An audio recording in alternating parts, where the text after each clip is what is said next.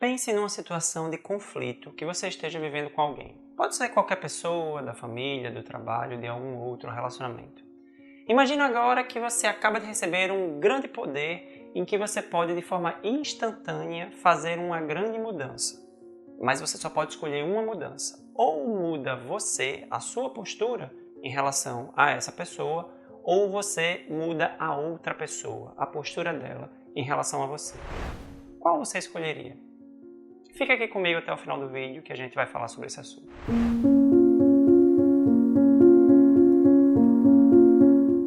Olá, eu sou o Dr. Tiago Bezerril, médico psiquiatra, e aqui eu te ajudo a entender melhor sobre psiquiatria e saúde mental, navegando nos caminhos da mente humana. Se você gosta de conteúdos como esse, se inscreve no canal e deixa o like aqui embaixo e assim você ajuda esse vídeo a chegar a mais pessoas. Esse é um vídeo que pode ter um aspecto um pouco diferente dos últimos vídeos que eu vinha fazendo aqui no canal, porque além de aspectos informativos sobre psiquiatria, os aspectos da saúde mental, vamos ter um tom um pouco mais reflexivo hoje, talvez tenha um substrato mais reflexivo.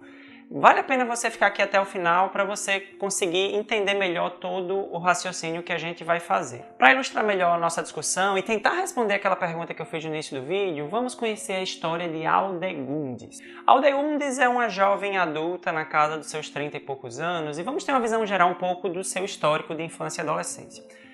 Ela é a terceira filha de um conjunto de 4 filhos que seus pais tiveram.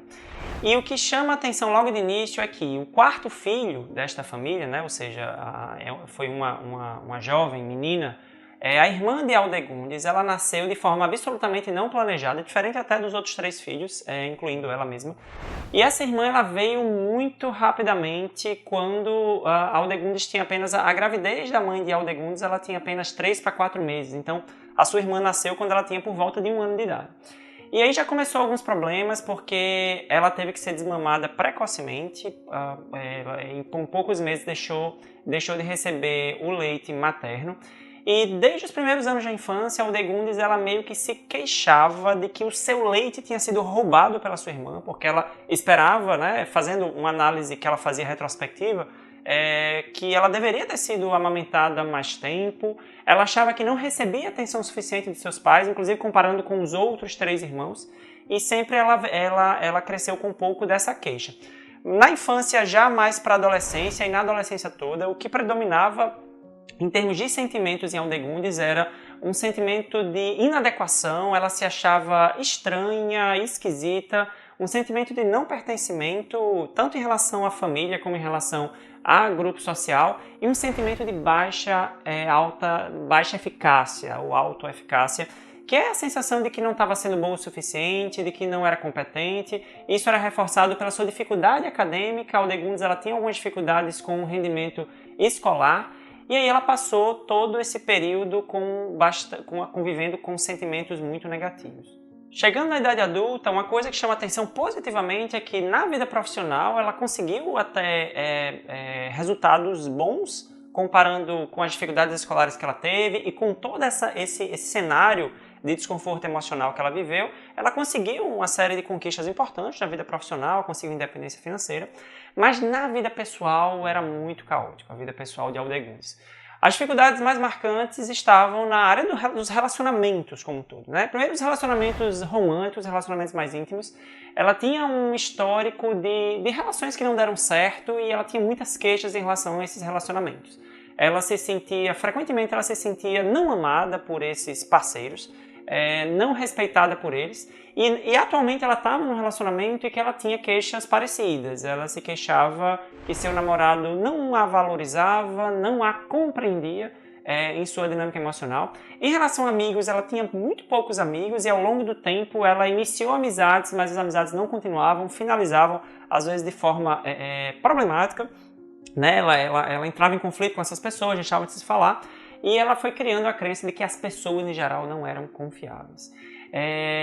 E aí, quando a gente olha para esse cenário tão difícil do ponto de vista emocional de Aldegundes, surgiria uma pergunta, que é a pergunta que ela se faz, na verdade, e ela faz até uma afirmação, assim, seria ela uma injustiçada do mundo? Seria ela uma vítima da vida? Para a gente tentar responder essas perguntas, algo que pode sempre ser útil é entender um pouco como as pessoas veem ela, As pessoas que mais a conhecem, especialmente família, qual é a visão que essas pessoas têm da sua forma de lidar com a vida, com o mundo, com os acontecimentos. E quando a gente escuta os familiares mais próximos, uma palavra que as pessoas definem ela é uma pessoa difícil, né? Uma pessoa difícil que demanda muito do ponto de vista emocional, se magoa com facilidade, é uma pessoa que em alguns momentos tem uma postura inadequada, até um pouco invasiva, intrusiva ali no âmbito dos relacionamentos, falando de relacionamentos familiares mesmo.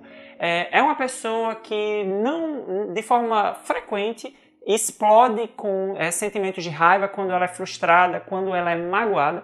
Ela explode, nessas explosões, ela despeja uma raiva muito agressiva nessas pessoas com quem ela convive, né, fazendo acusações, né, assim, vociferando de forma muito agressiva.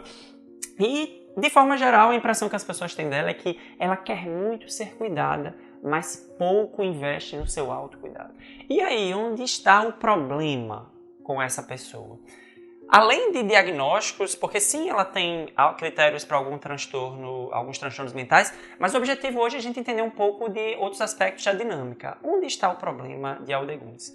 Uma coisa importante para que a gente entenda, esse é um princípio geral que se aplica à vida de todos nós, é que o julgamento que a gente faz da realidade, ele é construído, a construção que a gente faz da realidade dentro da nossa mente está pautado nas nossas crenças e regras. Crenças e regras são construídas ao longo de uma vida, especialmente em infância e adolescência. Tem a ver com o próprio funcionamento da nossa personalidade. E a forma como a gente analisa um evento, uma situação, tem a ver com essas crenças e regras internas, que muitas delas, inclusive, a gente nem para analisar, nem mesmo tem consciência que funciona. Mas esse é o motivo porque um mesmo evento, às vezes um evento intenso, ele pode ser interpretado de forma absolutamente diferente por duas pessoas. Até mesmo duas pessoas que foram criadas juntas, que tiveram padrões parecidos, socioeconômicos, culturais, podem reagir ao mesmo evento, no mesmo momento, de formas muito diferentes.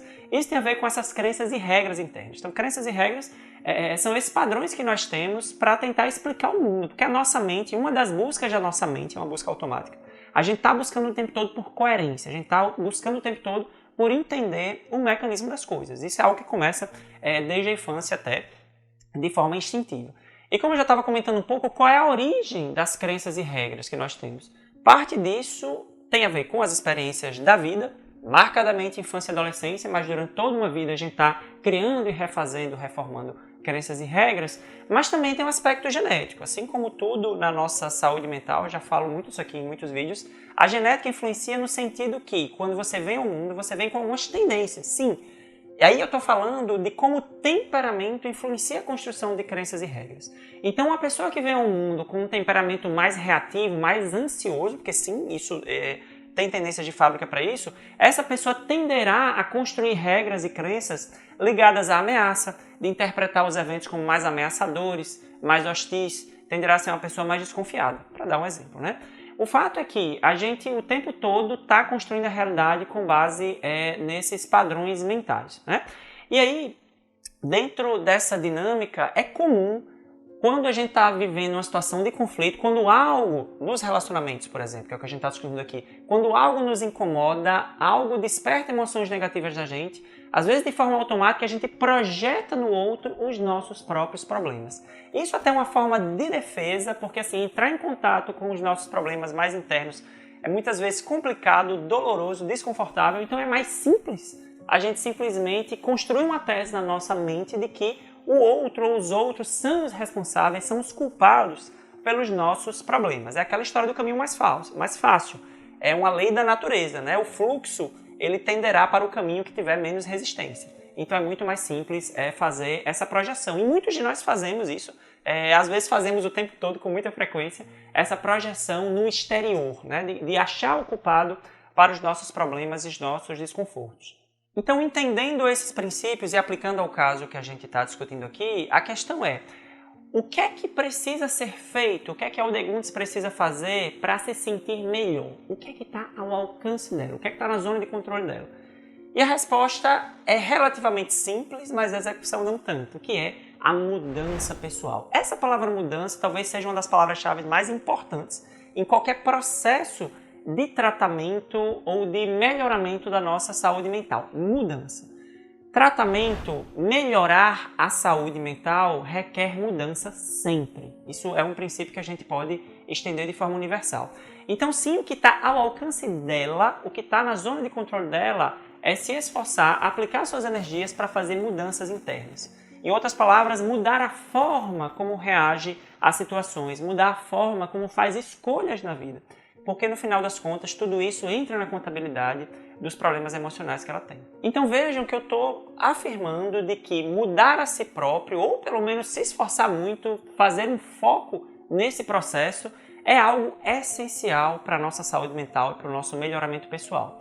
Mas, voltando à pergunta que eu fiz no início do vídeo, o que eu perguntei é, se você tivesse o poder de mudar uma outra pessoa ou de mudar você, o que é que você escolheria?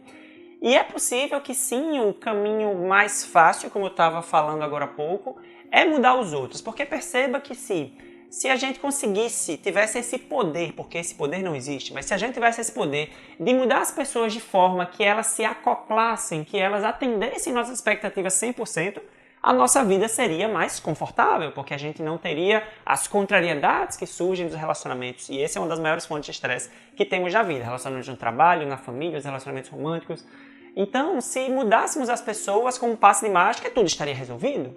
Só que não. Porque no curto prazo, sim, você ficaria mais confortável, só que você estaria perdendo a oportunidade de fazer o seu melhoramento pessoal. Essa é uma questão que talvez, assim, de forma mais superficial, não seja tão bem compreendida, mas eu gosto muito de usar um exemplo das crianças. Percebam, e você que tem filho ou filha vai entender muito bem o que eu estou dizendo, as crianças, elas passam por diferentes fases. E nós, como pais, temos a responsabilidade de conseguir conduzir essa criança, de conseguir balizar, de conseguir criar modelos para essa criança entender algumas coisas e funcionar melhor ao longo do tempo. Mas cada fase, vocês vão perceber que a forma como a criança reage aos eventos, ela é compatível, ou pelo menos é para ser compatível com a idade daquela criança, um nível de maturidade e de conhecimento também sobre as coisas. Mas para aquela criança, vamos imaginar uma criança de 3 anos chorando terrivelmente porque você negou algo que para ela, naquele momento, é muito importante. Então aquela criança, dentro da mente infantil dela, ela vai estar com raiva de você. Muitas vezes as crianças elas ficam com muita raiva dos seus pais, porque esses pais negam alguma coisa para essa criança. Então naquele momento, a culpa daquela dor para aquela criança é aquela pessoa, é aquele adulto, aquele pai, aquela mãe que negou algo que ela queria. Mas percebam, nós como pais e mães olhando para esta criança, a gente vai entender que apesar dela estar sofrendo muito naquele momento, mas negar uma determinada coisa para aquela criança, que não é adequado, que não é correto, pelo menos para aquele momento, é o melhor a se fazer. E a gente espera que essa criança, com o passar do tempo, ela aprenda de forma mais tranquila, ela internalize essa regra do que ela pode e do que ela não pode fazer. Isso é a noção de limite, que é básico para o desenvolvimento infantil. Então veja, que assim, o processo de amadurecimento vai nos ensinando de que sim, tem coisas que são da nossa responsabilidade que a gente não pode externalizar, culpar, projetar nos outros os nossos próprios problemas. O que acontece é que mesmo quando nos transformamos em adultos, não deixamos de ser crianças de dia para a noite. Em muitas situações da nossa vida, às vezes até o nosso último dia de vida neste planeta, a gente muitas vezes age de forma infantil, de forma imatura em relação a muitas situações da vida. Então, o processo de aprendizado e amadurecimento, ele é algo que é contínuo, né? Na infância e adolescência, ele tem uma intensidade muito maior.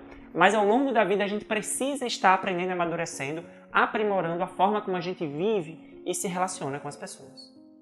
E assim chegamos ao final do vídeo, e se você gostou desse conteúdo, escreve aqui nos comentários, deixa aqui alguma dúvida que eu vou ter o maior prazer em te esclarecer. Não esquece de se inscrever no canal para acompanhar os próximos vídeos e até mais!